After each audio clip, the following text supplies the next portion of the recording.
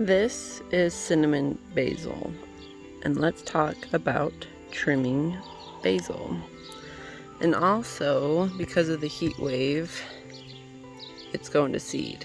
So we want to pluck off all of those little flower stalks that's going to come up so that we can keep our basil growing and it doesn't go bitter. All we're needing to do is simply pick off right down to this first Y that it creates and just pop it off. Once we get a little further along into the growing season and I've been able to harvest enough basil, I will probably actually let this just go to seed to let it flower, so that one, it helps, all the pollinators, the bees love it so that they can get their food, and then so I can be able to save seeds from it as well. Seeing as this one has 2 little stalks, instead of just picking them off one at a time, I'll just do both of them. And I'm just pressing my thumbnail into the stem to get that to release. Now that we got all the flower stalks picked off, I'm going to trim this up so I can begin growing it, and then it will actually produce a lot more and it's going to get bushier and bushier. The same as taking the flower buds off is the same way that we are going to prune this back. We just have to find where it forks and you prune just right above it.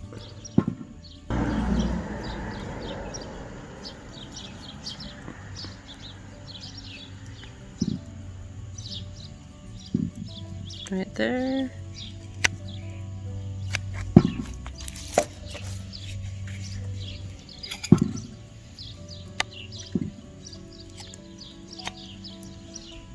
I'm just going to keep going around to all of this. We're going to get it pruned back so that it can begin to grow a lot better, and then I can begin to dry it off. There's the plant, and that's all that I was able to harvest off of it. So this is just the one plant, and where we cut it down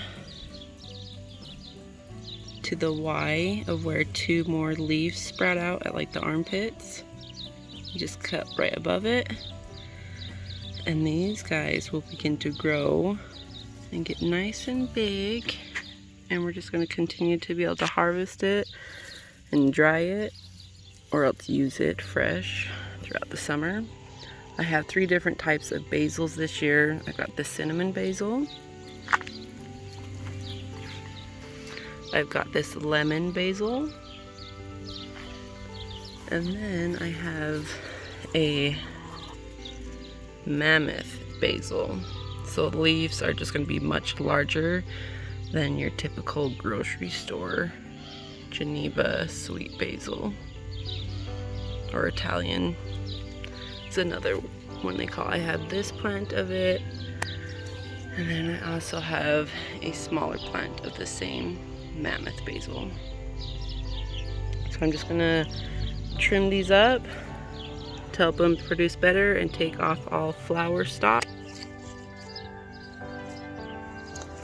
The reason why basil goes to seed, one, because it's hot, and so the plant sends off signals saying it's getting hot, so we're going to die. So let's send off our flower pod so that we can be able to reseed ourselves and continue to grow.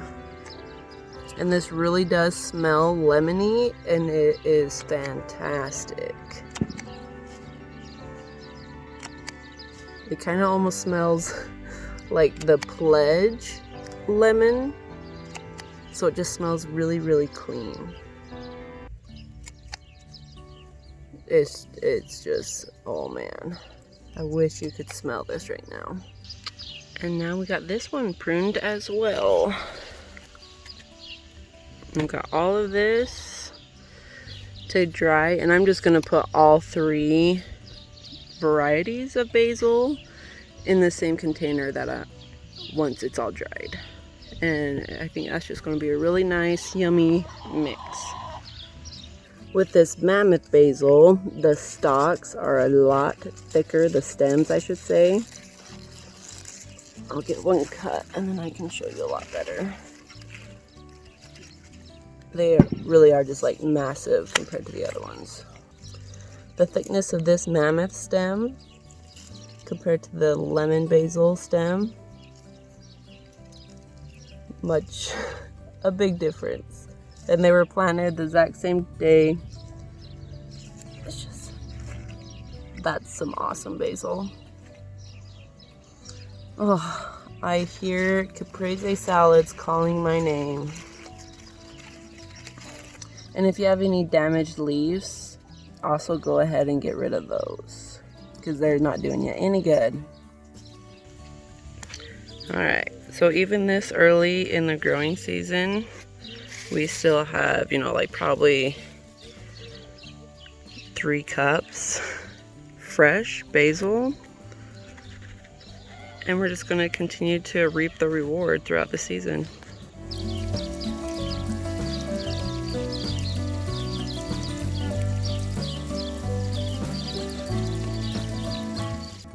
So I had Hunter just screw in 2x6s to the ends, and they're 8 feet long. We didn't cut them or anything. And then at the top, we just put 1 screw in at the top and ran some wire across. And then I used up baling twine, and I just loosely tied it around the base of the plant. And as it grows, as you can kind of see, I just begin wrapping it around the stem as it grows, so that gives it support. And I like this way of trellising much better than your tomato cages. I like using baling twine or any other rope that has a little more fiber grab to it, not a really slick rope, because then the slick rope just slides on the tomato plant, whereas the baling twine grips and actually gives the best support. I'm out here with my shears. Let's go ahead and show you how I prune up my tomato plants. So in pruning my tomato plants, I prune them to 1 main stalk. So from the ground to the top, you can follow 1 main stalk. And how I do that is pruning off the suckers. And those guys grow kind of in the armpit of the tomato. And it can kind of be hard sometimes. But see right here, we have this Y in the armpit, and this is actually the main stalk, and this is the sucker. So I'm just gonna cut that off right there.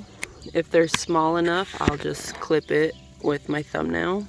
And the reason why I prune them to 1 main stalk, so like this is a little one starting to grow right there, is so that they aren't super bushy, and so they focus more on producing fruit instead of producing lots of foliage.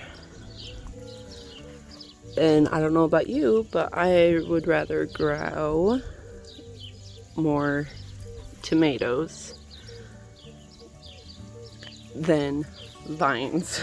Here's another one, a little bit easier to tell. And this guy will just, if that leaf would get out of the way so you can see, just pull it off. See, just like that.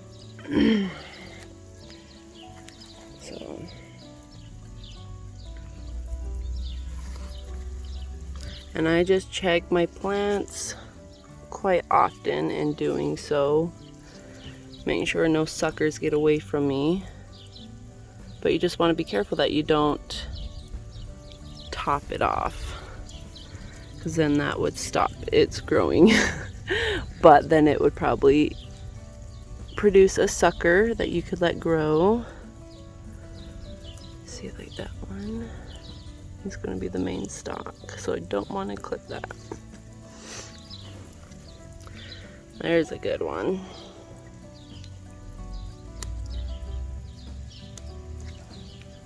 And then another thing, if you want more plants, you can let a sucker grow and it will produce another plant for you. You can stick this in a glass of water, and then all the fuzzy bits, those will all turn into roots. And then once you have some good roots established, you bring it back out, harden the plant back off to the sun, and then you can stick that back in the ground, and then you can have another kind of succession of plants growing if you had some die off.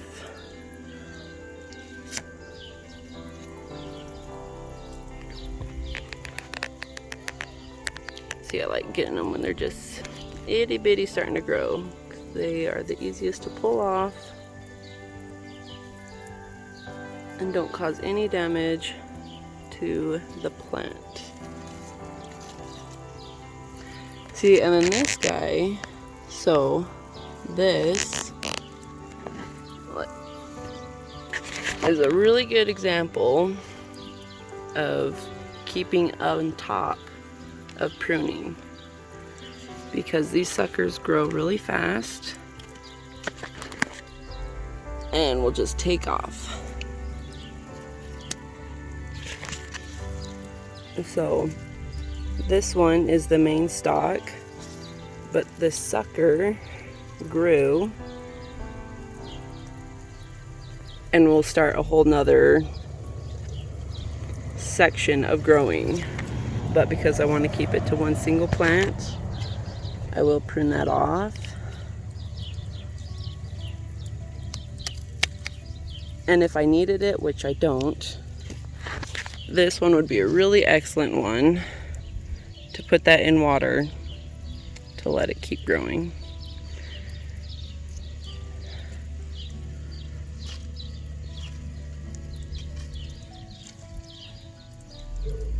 And then it's already getting another one.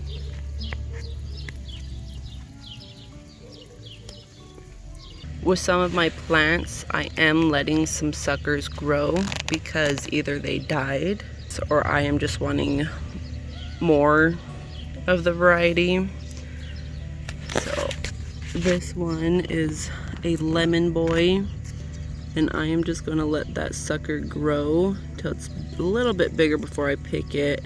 We'll prune it off and put it in some water because I would like another one of this lemon boy. And there's a couple other ones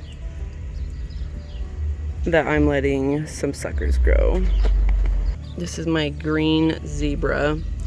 It's a great sized tomato, but it's green and has stripes. So this little sucker I'm gonna let grow so I can have another one of it. See, because there was one right there and it died. And I want another.